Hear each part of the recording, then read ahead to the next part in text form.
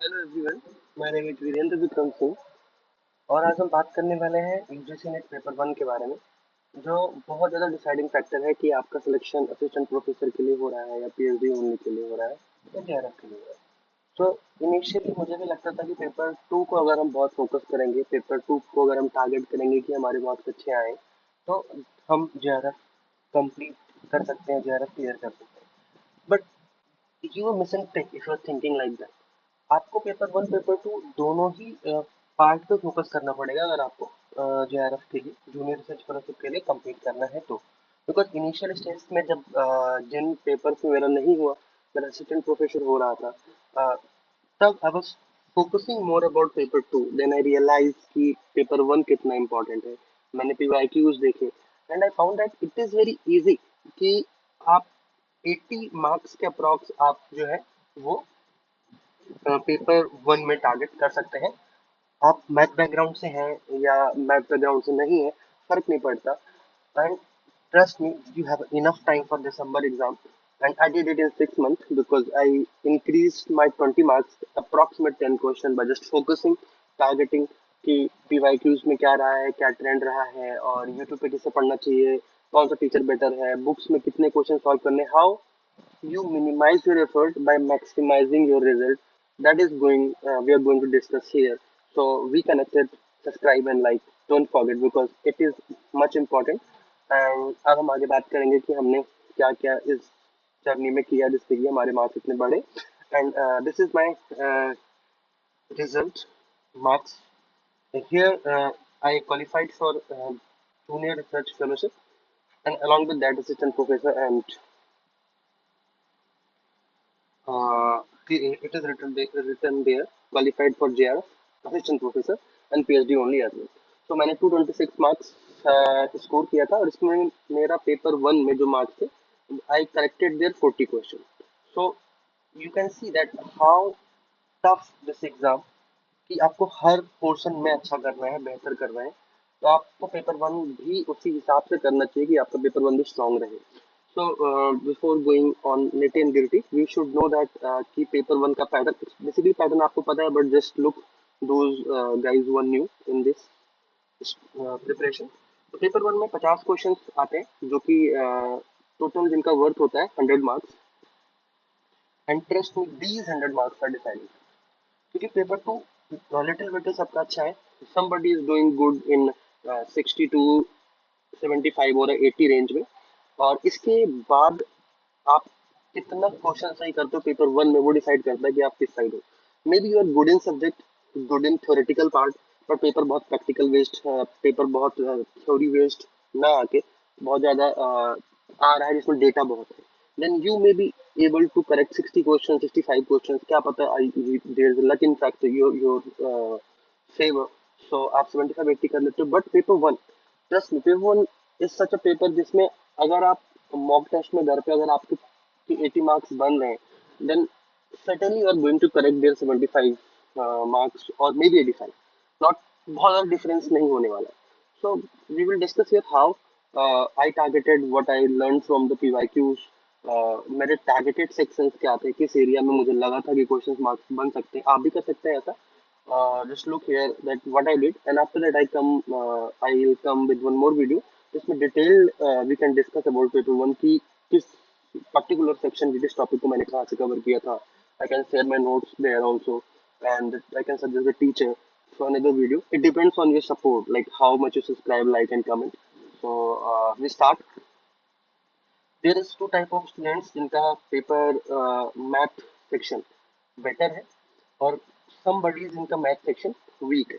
So we will talk about कि whose math section is better, they have a good chance to go 80 to 85 marks. और after that we will talk about जिनका math section weak है, वो भी कहाँ से manage करके they can go on the better side.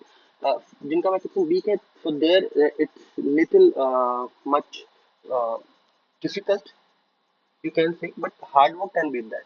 So you have to focus on particular topic. Which topic we will discuss there. So पहले math वालों के लिए देखते हैं कि कौन से टॉपिक है जिसकी वजह से उनका मार्क्स डेफिनेटली इंक्रीज हो सकता है। सो आई फाउंड दैट कि जो आपका communication, we are putting communication in both ये 5 क्वेश्चन आपके फ्री के क्वेश्चन हैं. You can, if you analyse your mind, analyse the paper, you use your mind in paper. तो आप 5 क्वेश्चन दोनों ही सेक्शन में कर सकते हो बहुत ही easily.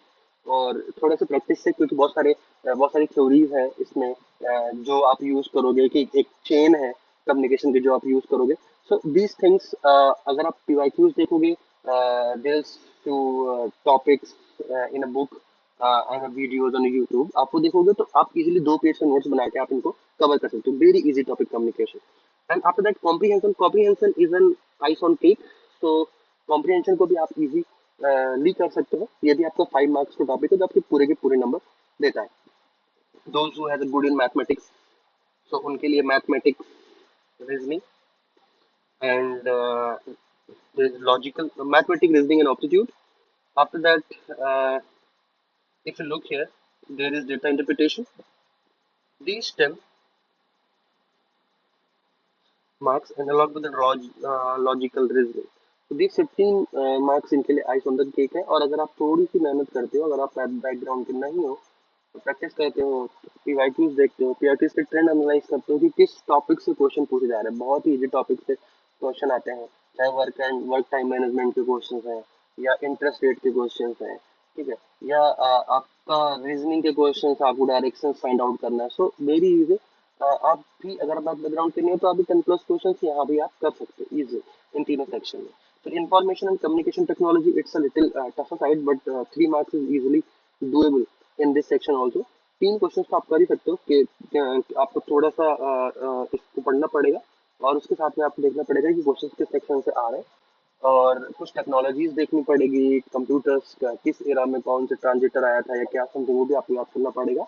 And environmental section is also one of the most targetable section, जो कि आप इजिली कर सकते हो. इन्वायरमेंट के लिए तो अगर आपको करना है, आई सजेस्ट कि मैंने क्या किया था इसमें, यूपीएससी और पीसीएस के लगभग 2 से 3 घंटे के वीडियोस अवेलेबल है, 2 to 3 आवर वीडियोस, जिसमें होल इन्वायरमेंट कवर किया उन्होंने.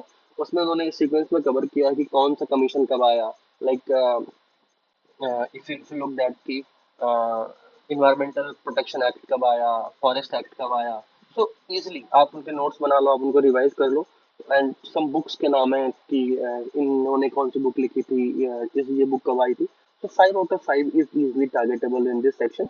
बस मॉनिटरी प्रोटोकॉल कब आया, ये सारी चीजें 2-3 घंटे की वीडियोस में कवर है. जस्ट यूट्यूब पे आप सर्च करते टाइम लिखो इन्वायरमेंट फॉर यूपीएससी और PCS, complete video, you will get it. So it is also easy targetable. Higher education का section जो है वो थोड़ा सा it is little tougher side, but if you cover it, you also able to manage 3 to 4 questions in this also. And there is research aptitude and teaching aptitude. Teaching aptitude is one of the most easiest topic जिसमें आपको अपना common sense use करना है, along with some theories and some thinkers हैं. उनको आप videos cover करोगे, videos देखोगे तो यूट्यूब पे देखोगे, या कोई बुक, स्टैंडर्ड बुक कवर करोगे, तो आपका टीचिंग एप्टीट्यूड भी कवर हो जाएगा. और रिपीटेड टॉपिक आते हैं, थीम रिपीटेड आती है, बार बार बार बार थीम रिपीट करती है. It is also easily doable. And after that the research aptitude, I found it little tougher from mind side.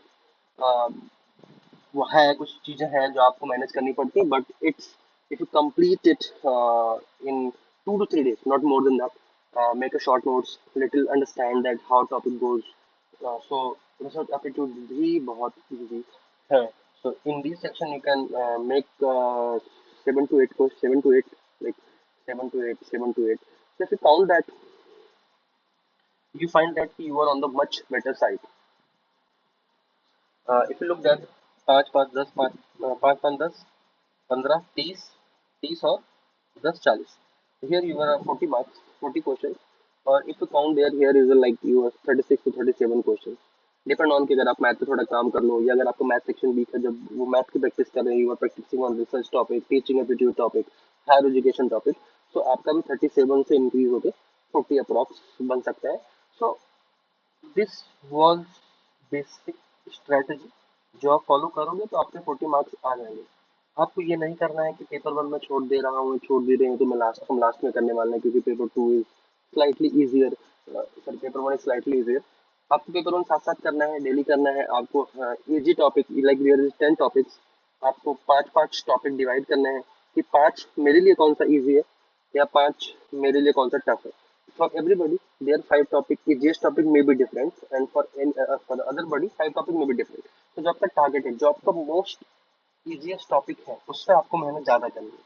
Just this is the strategy कि अगर आप इजिएस्ट टॉपिक आपको मेहनत ज्यादा करो, आपको है कि इस इन 25 क्वेश्चन में I am going to make 23 to 25, और इजिली 23 से 25 क्वेश्चन आप 25 में सही कर दोगे। बाकी जो आपका 25 क्वेश्चन है, यू आर टारगेटिंग कि मैं इसमें कैसे 15 से 20 क्वेश्चन सही करूं, like 50 how I am going to correct 15 question.